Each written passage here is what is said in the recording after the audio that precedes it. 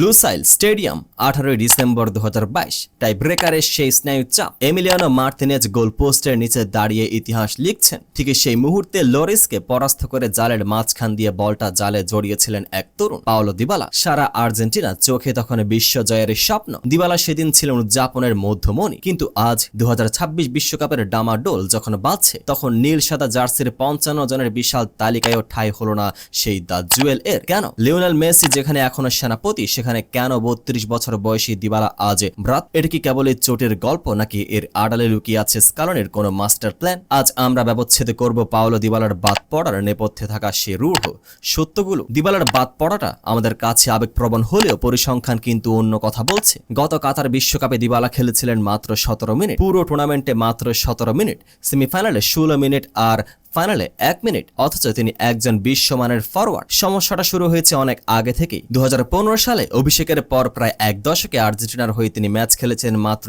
40টি আর গোল মাত্র 4টি। একজন ফরওয়ার্ডের জন্য এই পরিসংখ্যান কি যথেষ্ট? অথচ ক্লাব ফুটবলে জুভেন্টাস কিংবা রোমায় আমরা এক বিধ্বংসী দিবালাকে দেখেছি, কিন্তু যখনই আলবিসেলেস্তে জার্সির প্রশ্ন আসে, তখনই দিবালা যেন নিজের ছায়া হয়ে থাকেন। এর কারণ কি কেবল ফর্ম, নাকি মেসির সাথে পজিশন মিলে যাওয়া? লিওনেল স্কালোনি একজন প্র্যাকটিক্যাল কোচ, তিনি আবেগের চেয়ে ফিটনেসকে বেশি গুরুত্ব দেন, আর এখানে দিবালা পিছিয়ে গেছেন। পেশির চোট বা মাসল ইনজুরি যেন দিবালার নিত্য সঙ্গী। গত এক বছরেরও বেশি সময় ধরে তিনি জাতীয় দলের রাডারের বাইরে। সর্বশেষ খেলেছিলেন 2024 সালের সেপ্টেম্বরে রোমার হয়ে। বর্তমান সিজনটা দেখুন, পুরো মৌসুমে তিনি মাত্র 6টি ম্যাচে পুরো 90 মিনিট খেলতে পেরেছেন। তার মানে তার শরীর আর উচ্চ তীব্রতার ফুটবলের দখল নিতে পারছে না। স্কালোনি যখন প্রাথমিক দল গুছিয়ে নিচ্ছিলেন, দিবালা তখন মাঠের বাইরে পুনর্বাসনে। আধুনিক ফুটবলে যেখানে প্রতি সেকেন্ডে দৌড়াতে হয়, সেখানে একজন হাফ ফিট দিবালাকে নিয়ে ঝুঁকি নিতে রাজি নন স্কালোনি। স্পেনের কোচ যেমন ইয়ামালের জন্য কৌশল বদলাতে পারেন, স্কালোনি তেমনটা দিবালার জন্য করবেন না, কারণ আর্জেন্টিনার ডাক আউটে এখন প্রতিভার অভাব নেই। স্কালোনির গেম প্ল্যান এখন পাল্টে গেছে। তিনি এখন খুঁজেন হাই প্রেসিং এবং ডিফেন্সিভ ওয়ার্ক রেট। বল যখন প্রতিপক্ষের পায়ে থাকে, তখন ফরওয়ার্ডদেরও ডিফেন্ডারের মতো দৌড়াতে হয়। দিবালা নিঃসন্দেহে সৃজনশীল, তার বাঁ পায়ের জাদুতে মুগ্ধ ফুটবল বিশ্ব, কিন্তু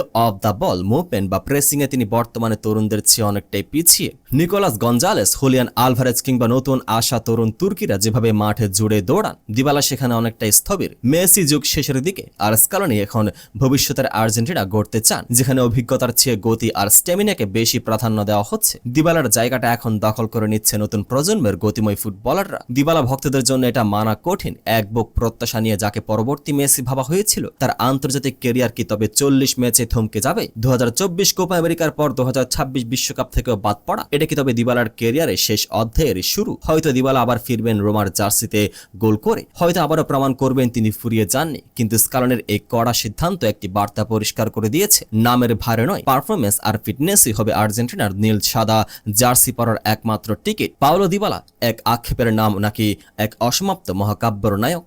সময় এর উত্তর দেবে। তবে আপাতত 2026 বিশ্বকাপে আর্জেন্টিনার জার্সিতে দ্য জুয়েল এর ঝলক আমরা আর দেখতে পাচ্ছি না। আপনাদের কি মনে হয় এই বিষয়ে? অবশ্যই কমেন্টে মতামত জানান এবং পেজটিকে ফলো করে পাশে থাকুন। চ্যানেলটিকে এখনই সাবস্ক্রাইব করুন।